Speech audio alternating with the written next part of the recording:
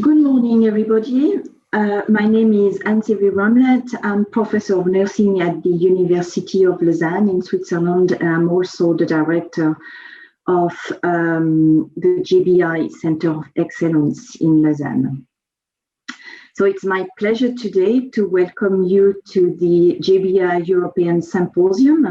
We were supposed to be in Madrid. Unfortunately, we have to meet virtually, but the program is really interesting, and I'm sure you will all have a lot of interest and pleasure to follow this symposium. So it's my great honor today to chair this session for the debate with three distinguished speakers. And I would like to start with our first speaker, Professor João Apostolo, who is full professor of nursing at the School of Nursing of Coimbra in Portugal. He's also the coordinator of research unit in health science. His research interests are very broad and various, but he has a lot of expertise in research methods, evidence-based healthcare, and in psychogeriatrics. He's also the director of the Portugal Center for Evidence-Based Practice, a JBI Center of Excellence. So João, the floor is yours. Thank you very much, Anne. It's a pleasure for me to be here. I will share my presentation.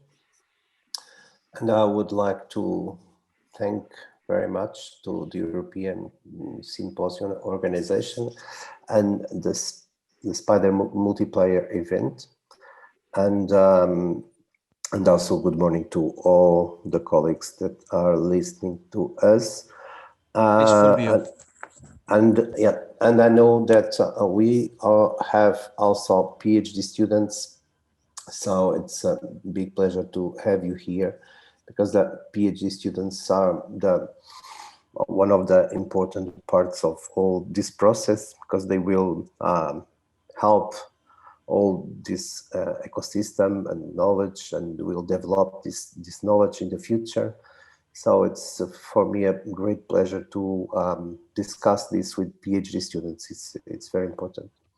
So the question and the topic that I will talk a little bit and mainly discuss a little bit, because I think many of those issues you already know about them, so I will not present knowledge about evidence synthesis, but mainly I will try to discuss with you what is the evidence synthesis and evidence, mostly the evidence synthesis, and how the evidence synthesis reach society, and what is the evidence synthesis role. We have a very tricky ecosystem, and mainly we should start to discuss concerns in what evidence production is related, because many knowledge that is produced and it is disseminated by journals, articles, and other ways, and other like social media, journals, television, and lots of other channels that we are now deciding to use to do this process. For example, what I discussed last week is to use Facebook and other social networks, but also, for example, the Spotify. And the Spotify it's one of the channels that we can use, for example, to disseminate musics and other aspects that are related to knowledge. For example, something we are now organized to disseminate in Spotify is some songs that we used in a program, in a reminiscence program that we produced and we implemented and we are now organizing this. YouTube is another channel that we can use to disseminate the knowledge, the primarily research knowledge. But sometimes when we produce evidence and we produce knowledge, there is big issue, because this knowledge doesn't really the questions don't really came from the interest parts, like the citizens, like the patients, like the clinical fields, and we need to adapt this way of produce primary research, trying to go to the clinicians, to the patients, to the hospital, to the health centers, and help them and ask them to be involved in the process. This is something that I believe José Luis will discuss with us, because it's an important part and represents an important part of all this process. And what we do is sometimes we produce evidence that is not related, it's out of target. We should make some evolution on this area. And the same is happening with the evidence synthesis, because when we produce knowledge that is out of target, of course, when we try to develop systematic reviews and try to do evidence synthesis, we also don't have the best available evidence in published. So we also produce evidence systematic reviews and guidelines and so on that sometimes are also out of target. Sometimes they are duplicated and takes too long. As a systematic review takes too long to develop, and sometimes when we finish, there is a lot of other new knowledge that we didn't use. That's why we are developing other types of methodologies, like living systematic reviews to maintain ongoing those processes. And here there is another big issue, that's how patients, how citizens, and also how clinicians come into this process. This is something we need to start to develop more. Of course, there are some groups, they already work on this area, but we in a main way we don't do this.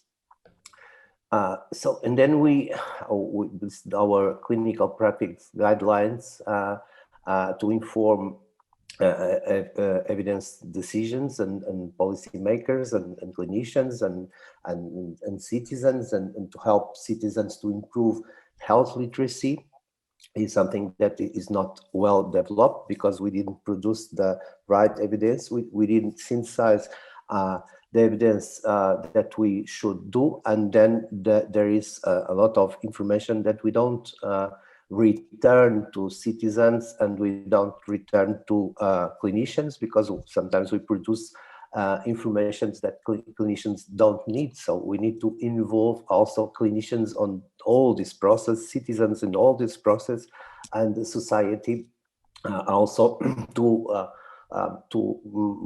improve the way that evidence synthesis reach society and reach the citizens. So those are the big questions we need to discuss, and to improve our processes to be better, and to synthesize knowledge that really interests to the patients, to the clinicians, and also to society and all the process. So how do the evidence synthesis and evidence implementation? In my case, I will not talk about evidence implementation because Carmen will do this, but how do evidence synthesis reach society? So what I think we need to discuss is how to reach and engaging in the process the educators, because the educators are one of the important parts, the educators, when we when in the nursing programs, in the medical programs and other parts programs, we should develop this area very well, because if we don't educate nurses and doctors and so on in this way of thinking, they will not be more the best producers, knowledge producers, the best evidence synthesizers, and well, the implementation is also difficult. So, but implementation, Carmen will talk about. So the stakeholders, all the stakeholders, or the interested parts on this should also be involved. The clinicians should also be involved. The questions should came from the practice, in order to in a team composed by different skills, people with different skills. We try to produce and also synthesize the knowledge that interests to everybody and helps to improve people's life and people's health.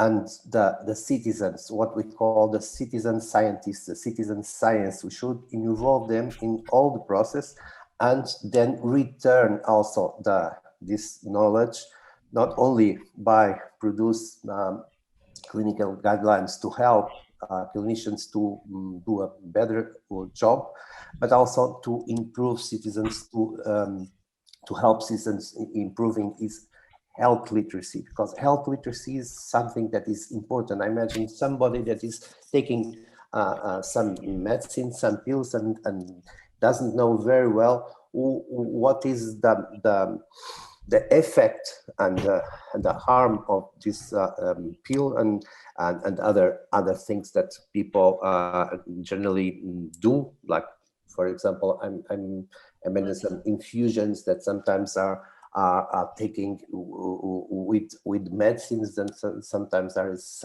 lots of interactions between all those products, and this is something very important, and help people to understand health and illness processes, because people goes to well, the internet, to the Google, and they consume a lot of information that sometimes is not the best of available evidence. So we should return to citizens what we produce, but in a language, in a way they understand, and not in a tricky way, because they will not understand our language. So this is some area we should improve and develop, and then also to help policymakers to take the best decisions. So I think what we should discuss on this evidence synthesis role is all of these areas, processes, and involved people.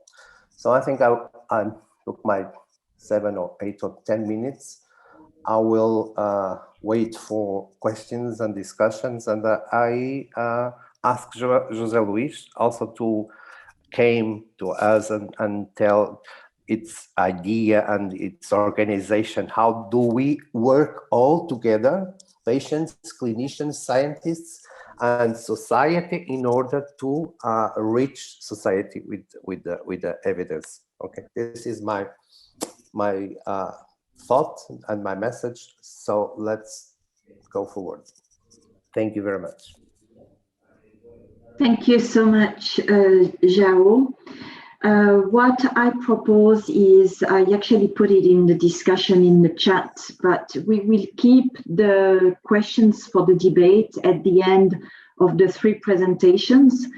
You can, however, post any questions in the Q&As option at the bottom of the Zoom, and I will keep them for later.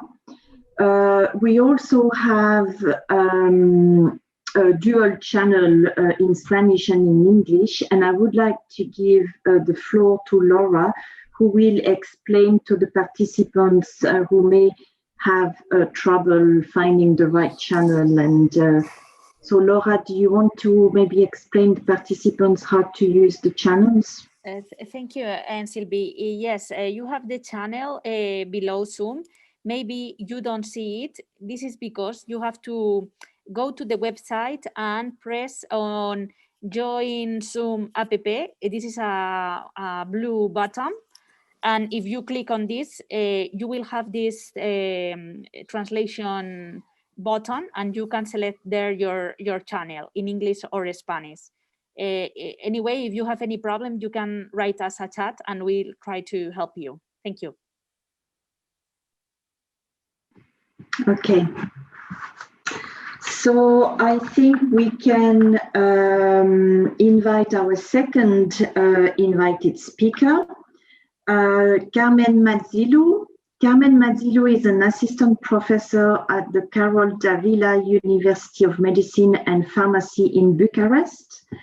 She's also the president of the Order of Nurses, Midwives and Medical Assistants in Romania, and the director of the Romanian Center for Nursing Research, a JBI affiliated group. So Carmen, the floor is yours.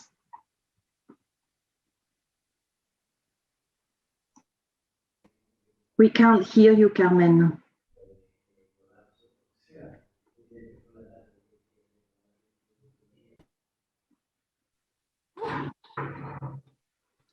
Yes, okay.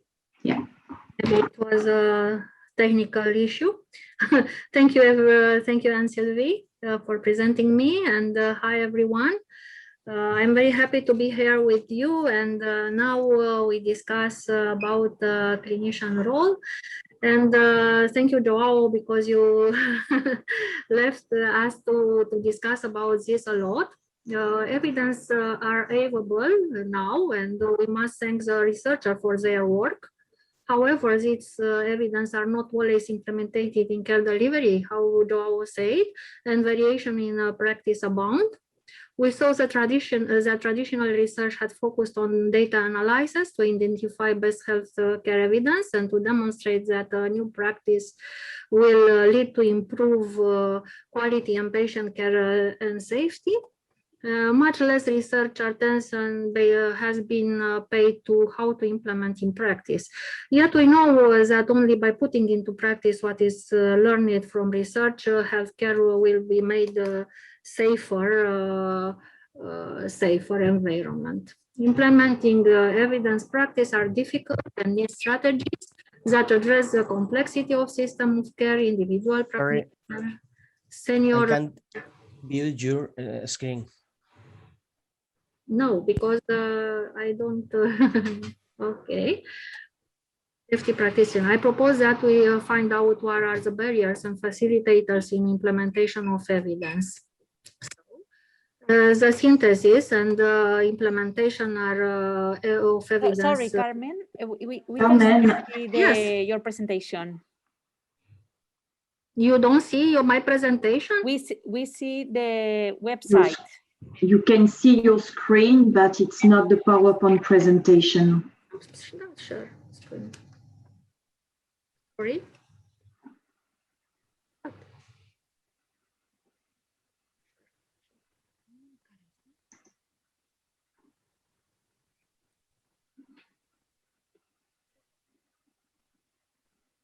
Oh, sorry about this. Now it's okay. You see? Yes. Okay. Thank you. I talk a lot for my my presentation slide, and I must move. Yes, I want to say that implementation of evidence is a three-step process. I say it's that, and once the researcher completes the role of generation and synthesis evidence, is a clinician responsibility to transfer and implement this evidence. The purpose of implementing the evidence is to obtain global health and increase the quality life of society, like Joao said already.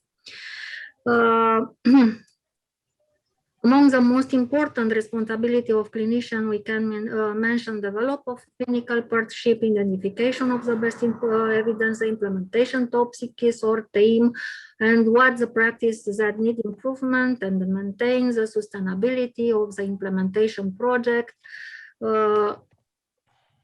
is the translation of evidence into practice is done in clinical partnership with the JBI Research Center, like we say, because in Romania we have a very strong research center, and we are very happy with that. This partnership enables partners to access quality scientific publication, use appropriate methodologies and implementation, like GRIP and PACES, as well as support for translating evidence into practice, staff education, active project dissemination, and development of decision support system.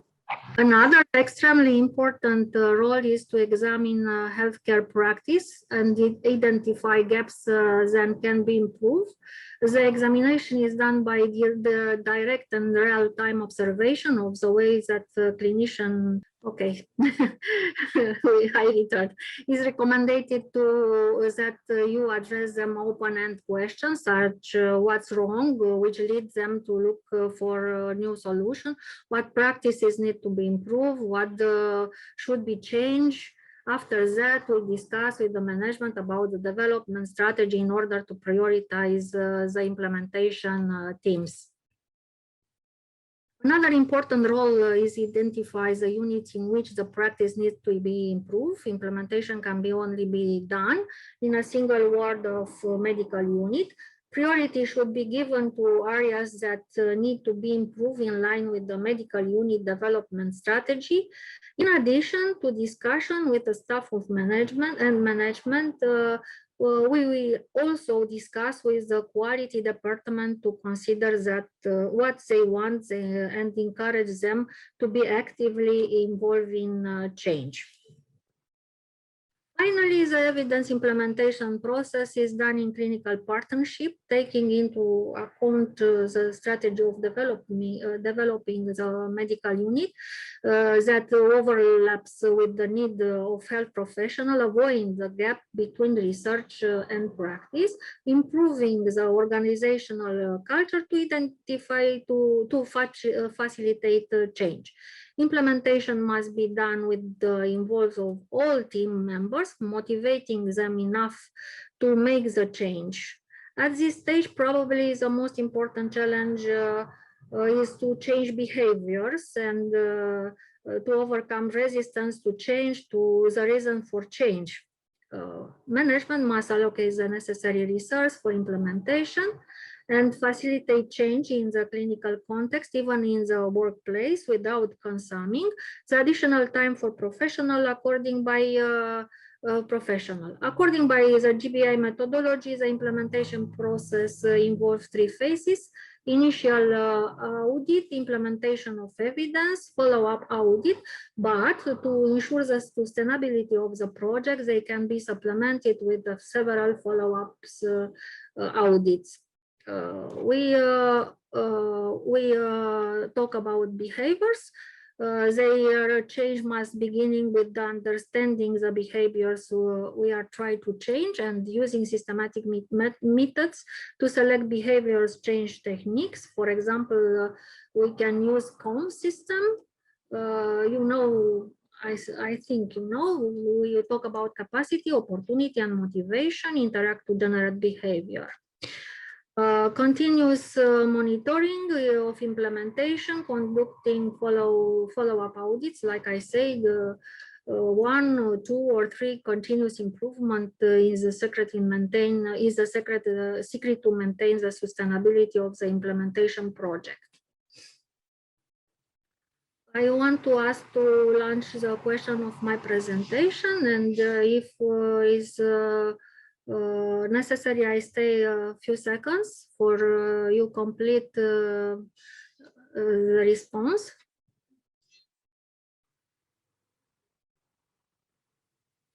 You have there 5 responses. From what has discussed so far, what do you think would be the main barrier for professionals implementing evidence practice? Because I think you are very quickly in response. I I discuss a lot about barrier or facilitator identified in the literature. You see, we have many barriers, and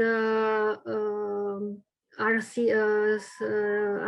present. They are present in literature: poor organizational culture, health professional limited skills or competence, low level of awareness, familiarity or confidence in the effectiveness of particular evidence-based intervention, limited medical resource, inadequate peer support, complex nature of same therapies or guidelines.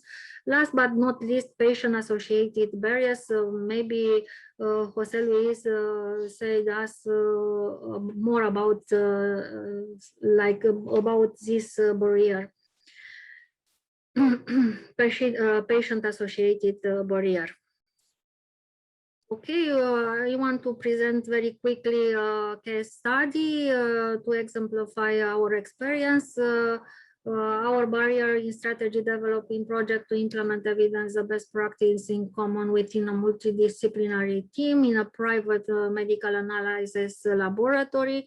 It was maybe our first audit, clinical audit, and we have a lot of things to learn about this. We identify 5 barriers for each strategy were developed and implement. This strategy have proven effective. This was reflected in success of this implementation report.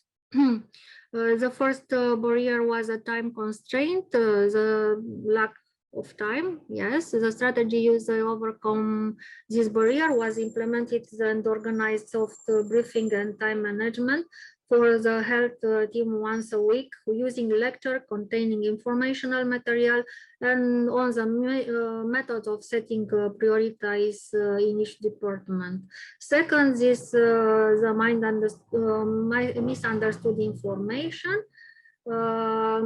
The third was fear of being judged. The strategy used in overcome this fear by assigning responsibilities in order to increase some self-esteem, was a cultural informational support in order to improve trust between team members.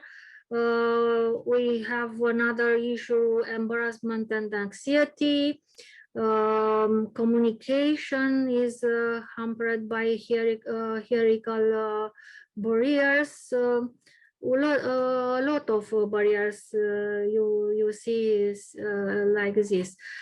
In conclusion, the success of an implementation project depends a lot of the clinician and can be proven by an adequate collaboration between the organizational management, the clinicianal partners, the research center, and the health professionals.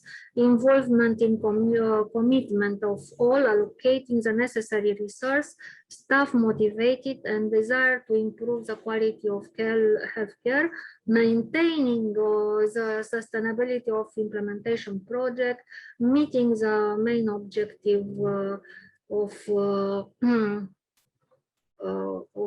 implementation. Thank you for your attention, and I'm sorry for my language. I don't know if I was very okay. Now we have a question.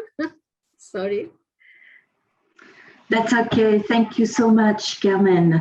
There was a little technical upset during the presentation, but can we ask the audience to answer to the questions about the barriers, and that will give the results on the screen, and we can actually take back these results during the debate. Okay, I repeat my questions. Please indicate what could be the main barriers for professionals to implement evidence-based practice. And I hope you understand from my presentation a lot about these barriers. I can see that this doesn't work. We can't vote. I'm sorry. Sorry, Charlie, could you launch a voting system? Okay, it's working now. Okay.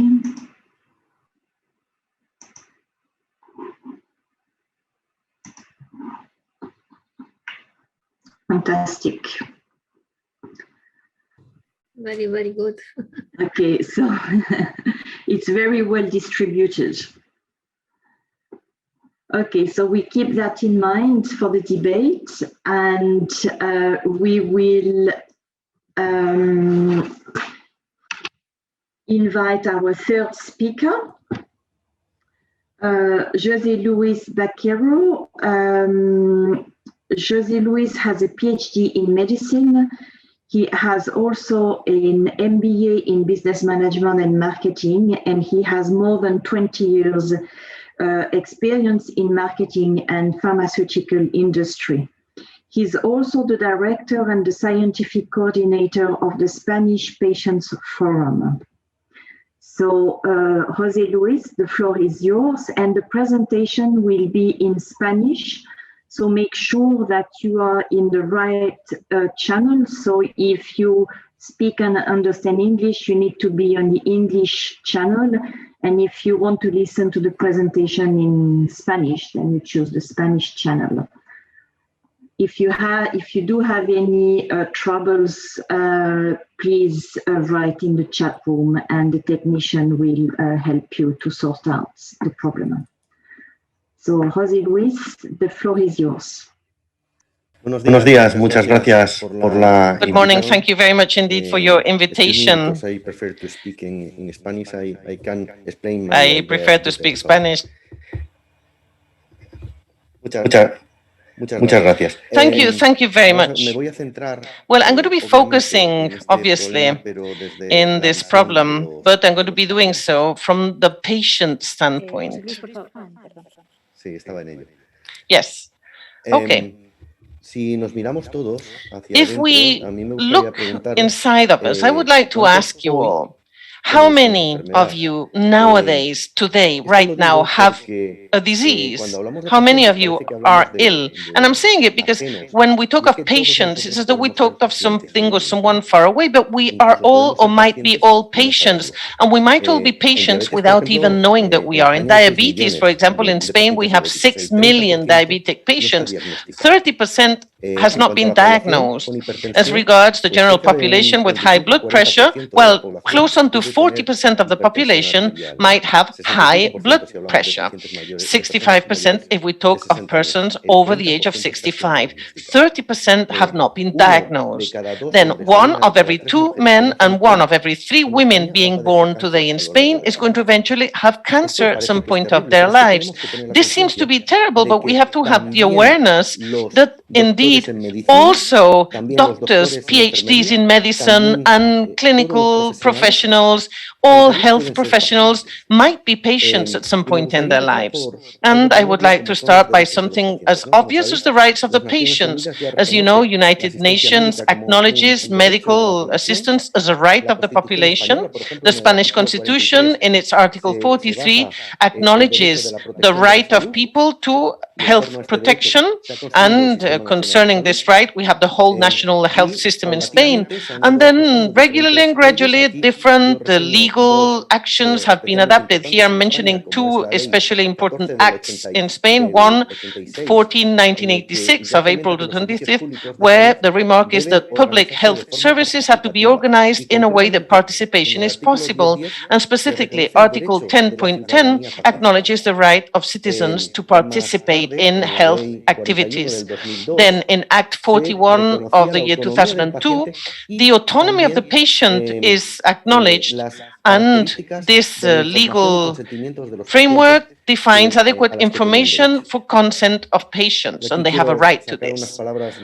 And here I'm quoting our founder of the Spanish Patient Forum, Dr. Albert Jovel. He said what's important is the person ill and not the illness. It's never illnesses or diseases that we're dealing with, but patients, people who are ill. And why am I saying this? Because I think it's one of the main barriers. At least I'm not giving you a hierarchy, but it's one of the 5 barriers I'll mention. Where is the focus of attention? We'll all say the patient, yes, but truly, hand on heart, really, is it always the main target? The patient? Is that the main thing you want to satisfy? Have a look. A person that has a disease, a person who is ill, cannot be taken care of only physically as regards the disease.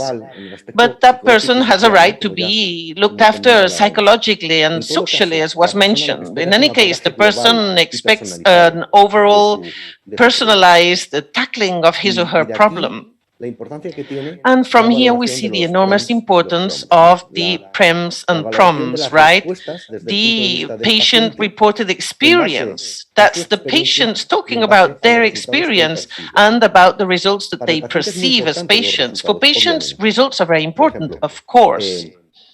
For example, well, symptoms, have they been reduced? Has my quality of life improved?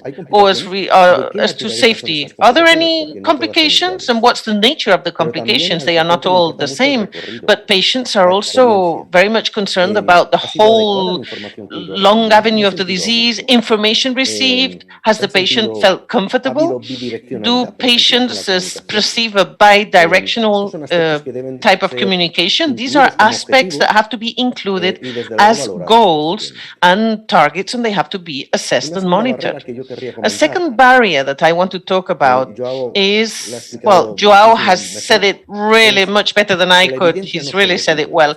Evidence is not only in bibliography, in the scientific literature, but unfortunately, scientific evidence is only exists of what some people wanted to study. Do you understand? As Joao was explaining very well, in our everyday lives, we are in fact gathering huge amounts of evidence, and that's why communication is enormously important. Communication has to go in 2 directions as well, right? And not everything is going to be written on a paper or published in a journal, and this is also evidence, however. Then another situation that I believe is a barrier is the resistance to change the health model. And of course, this is it. I mean, the population is aging in 1 century, the life expectancy has increased 40 years. But of course, this aging of the population means chronic processes, not only one, unfortunately. It's typical to have a pluripathology at specific ages. And this means that there is polymedication, there's a certain level of disability, dependence, and even solitude sometimes is a problem, and even this might come accompanied by a reduction of resources available if we talk about the pensioners, yes, people who are not working, who are retired. So all this is actually causing a problem because the division between health care and social and healthcare is different, and people are losing sight of what it is. And what we have to do then is to change the model and not center it so much in hospitals, but take it more to primary care. Furthermore, I'll say primary care and home care. Very possibly the homes of people will be the hospitals of the future. And for this, we have to develop telemedicine much more in a complementary manner, of course, to direct medicine. But there are barriers as well as regards processes and resistance to change. It's been mentioned already. I want to give you 2 examples that are very good and that we all know about. For example, according to the Ministry of Health in Spain, there are 17 medication mistakes every day happening per 100 patients in hospital. This is a lot, but truly more than 95% are minor mistakes that don't kind of have consequences, but the risk is there. And in pediatrics, for example, there's 3 times greater risk of medication errors when compared with adults. In cancer patients, the therapeutic margin of the neoplastic medicines is very reduced, and the patient in the emergency department and intensive care, with this severity, well, what about it? But there might be mistakes there too. Obviously, this is something that we know about, and it has to be implemented. It has to be implemented so that we can fight against it and improve matters. Here, this is the evidence, but of course, there is resistance to change. Here, another example of resistance to change in processes, the compliance, actually complying with treatment. We all know 50% of patients do follow the treatment and what the professional clinician has told them, but 50% don't, and something has to be done here. Then, as regards the way to change mentalities and all this, well, of course, it's a decision-making process that has to involve the patient for patients to feel co-responsible as to the strategy that's going to be deployed. And finally, the last barrier I want to mention is sustainability of the health system, of course. But here, let me insist on something. We have to maintain a balance between quality and sustainability. I mean, unfortunately, we don't have money to pay everything, but what we want as patients is to make quality sustainable, never to lose quality. Okay, we want a sustainable system, yes, but we want the quality to be sustainable. And as facilitators, I believe, frankly, that the patient associations have a great role to play.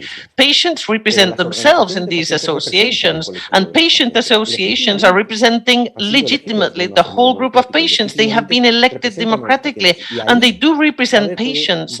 And there is where there will be interlocutors that will be part of the negotiation tables and of the different working groups, and they will collaborate with health professionals, institutions, and administrations in order to look for solutions. And as I said before, sharing these decisions, patients will be co-responsible. We will become co-responsible as to reach the goals that we have defined. And so, as I said, these are the 5 barriers I detected. Where is the center, the focus of attention, and what are the main goals that we have to attain? Then we must be aware of the fact that there is only scientific evidence of what some wanted to investigate, but much more evidence is generated. There's resistance to change in the health model, and resistance to change in processes, despite the evidence that we have, and the sustainability of the health system cannot be an excuse for poor quality. And as facilitators, I insist that patient organizations can be part of the solution. In fact, I firmly believe that only with us can we get to the solution. So I didn't get to 10 minutes. Thank you very much indeed. Thank you. Thank you so much. Now I think we can open the discussion, the panel discussion. We do have one question from the panel, but perhaps, so for the participants, please do post your questions in the Q&A's virtual room, so we can have a look at it. And I would like maybe to start with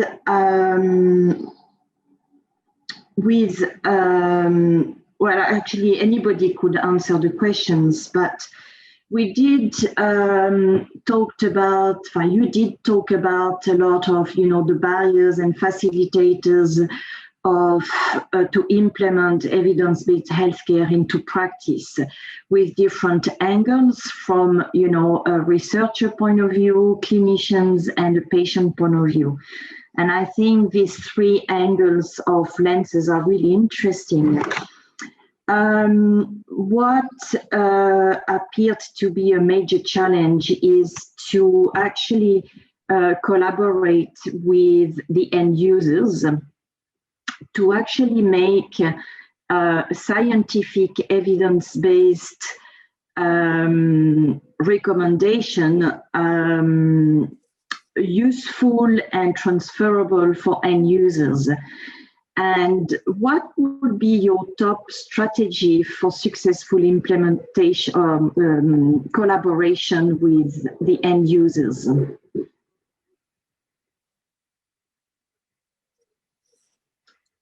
You can see, João, do you want to start? So your question is how to collaborate with end users.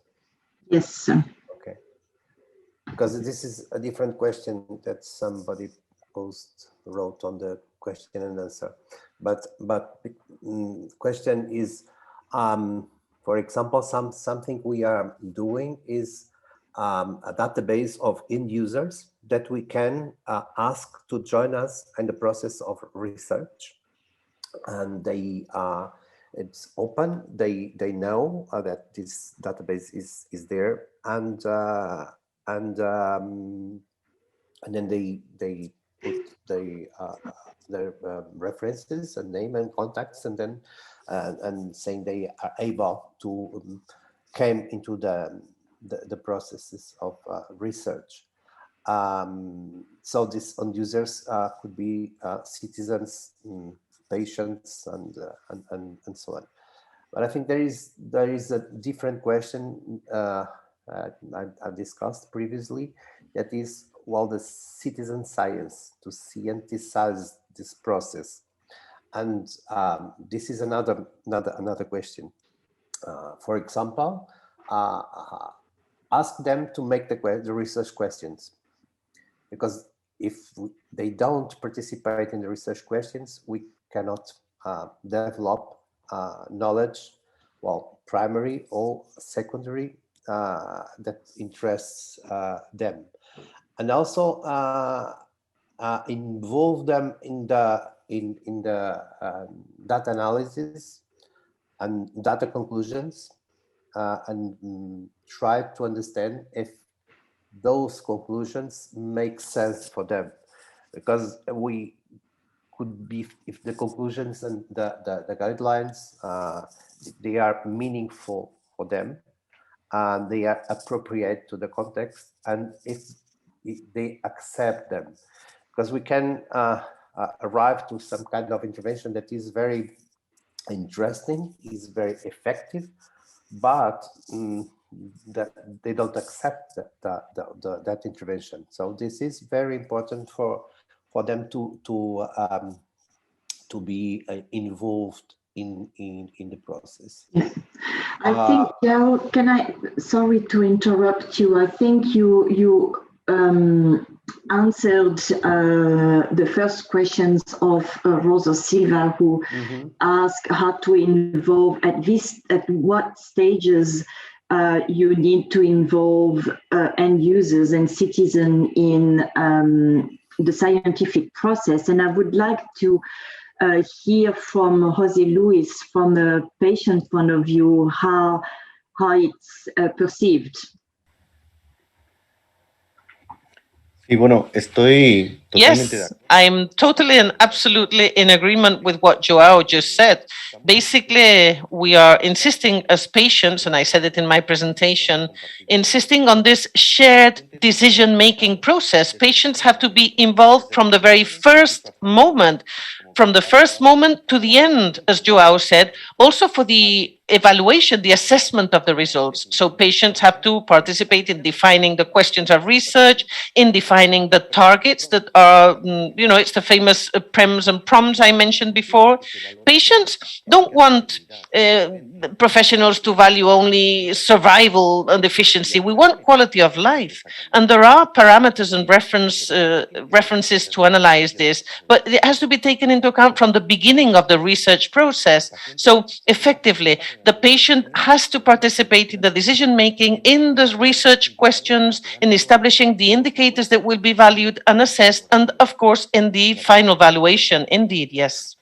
Yes. I guess what you are saying really implies a level of education that allows to be involved and share responsibility, and that's what Andre Manuel da Silva Lopez actually posted. He's asking how to improve engagement of end users in being appropriately trained, whether it's throughout patient associations or other modalities.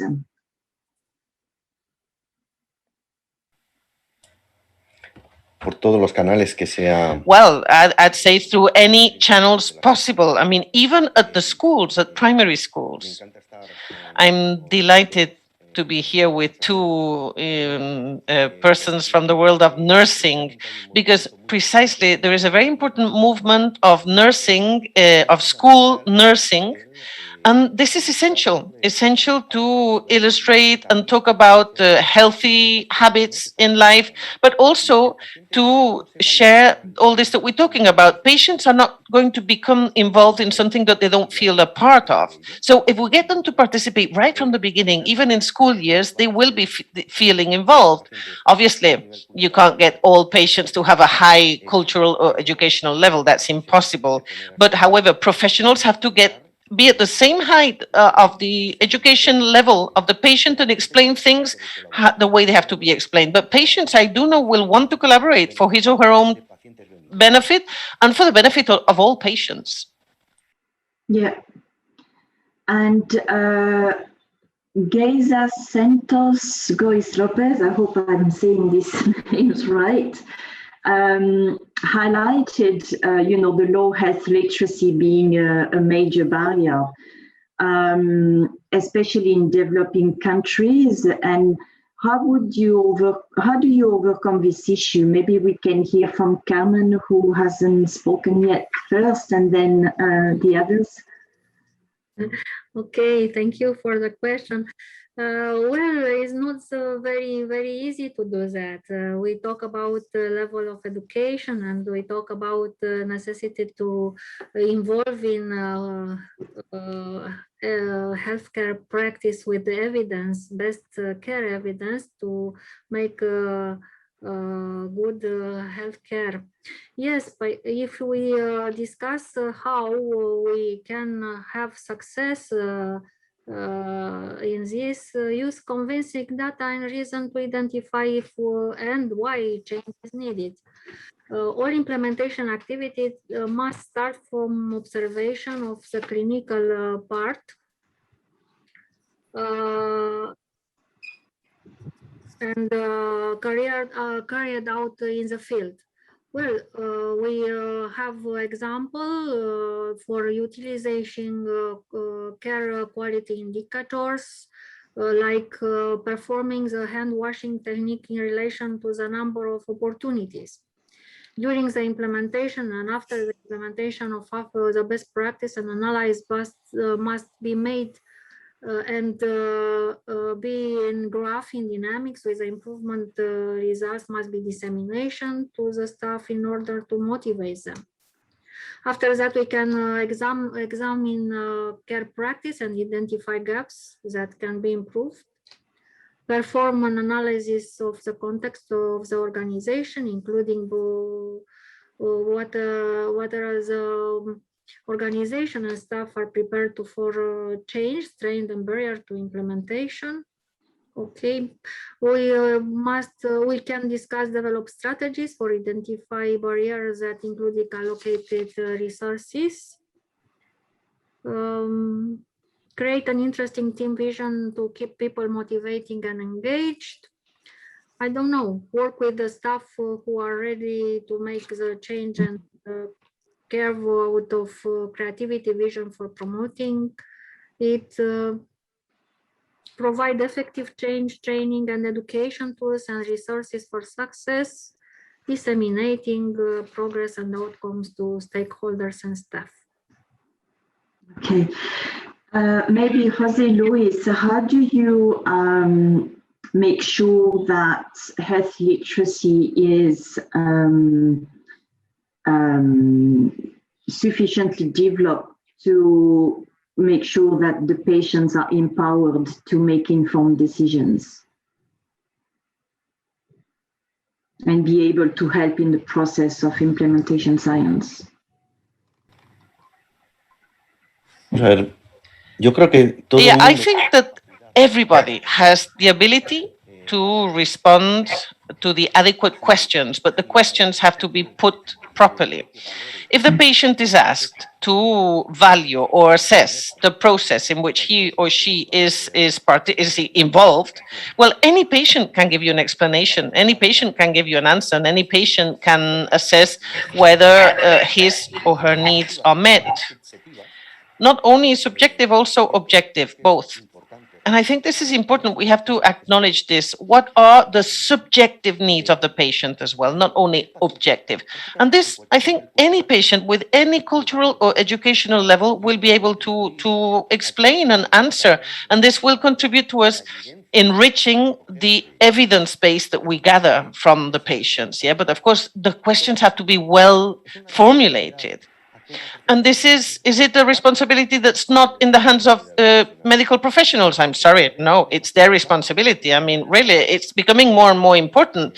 The degrees in the universities, yes, well, they have to make sure that they gain skills that have to do with something other than science, empathy, communication skills. This has to be taught to medicine professionals. But any patient, I think, will answer properly if the question is put properly, sure.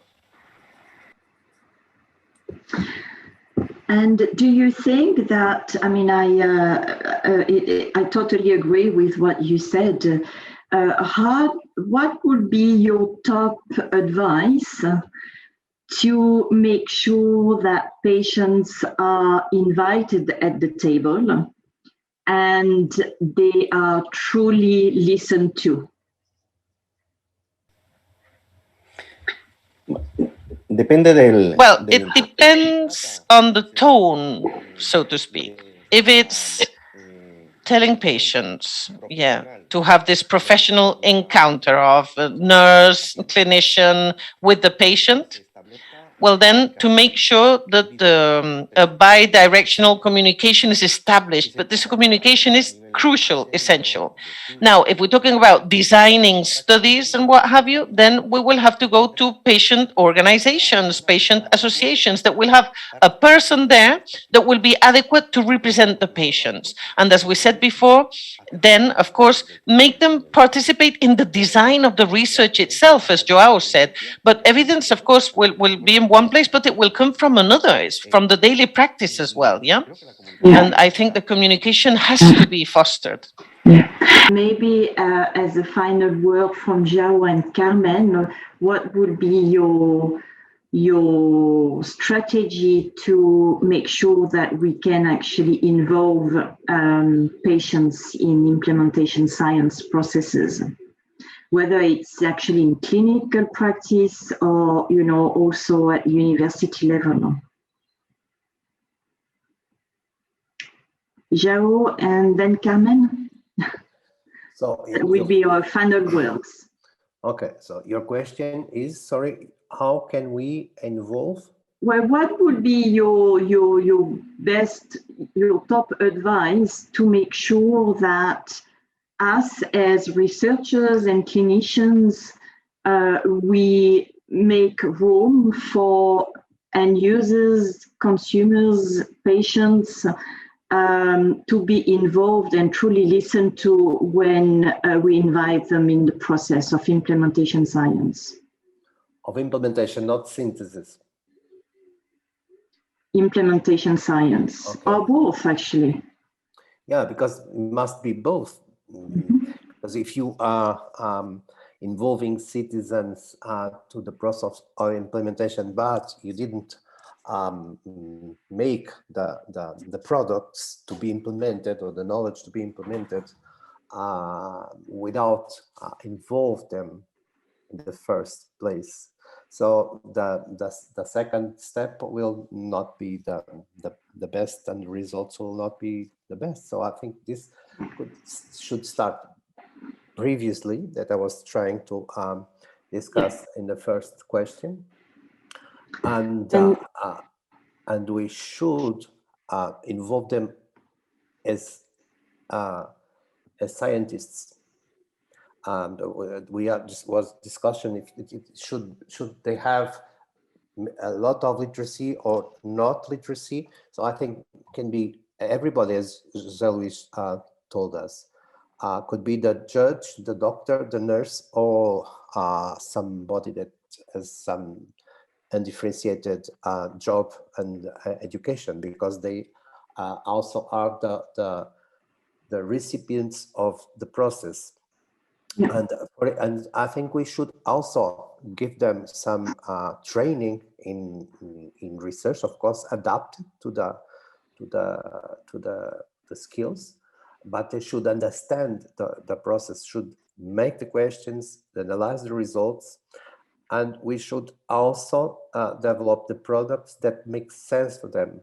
And we also should produce citizen information to improve their education. Related to implementation, they should be, as I think José Luis already told what he was thinking about, they should be there in the process to discuss with the clinicians what makes sense to implement and what makes sense for them to implement. But I think we should start first involving them in all the process. Okay, thank you. I'm just aware of the timing, João. I'm sorry. Maybe just your final words, because I don't want to interrupt you, but maybe just a quick synthesis sentence from João, and then Carmen. A quick sentence. Wow, involve all. This is involve all. Yeah. Okay, that's a good synthesis. And Carmen, as a final word. Yes, thank you. I think communication and collaboration use for involve all, like João said, and promoting interprofessional and population communication collaboration is very, very important to do implementation and to have good results for our patients. We can discuss about organizational context and climate, about active listening and active observation, and of the information. Okay. Yeah. Yes, thank you. Yeah, thank you so much for your synthesis, and I would like to invite the participants to applaud. We can't do it in real, but you can use your little options if you want to. I think Laura wanted to explain the next sessions, and for me, I thank you all the speakers for the really interesting discussion and presentations, and I look forward to see concrete examples in the next presentation. Laura, I give you the floor. Yeah, thank you very much, and Sylvia and all the participants of the session has been very interesting. We have like a 5 minutes break from for one session to the other. You have to, the next session, you have to go to the website and click on it. So see you in 5 minutes. Remember that we have to split sessions now from JBI and Spider multiplier event. So see you in a few minutes. Thank you very much to all of you. Bye.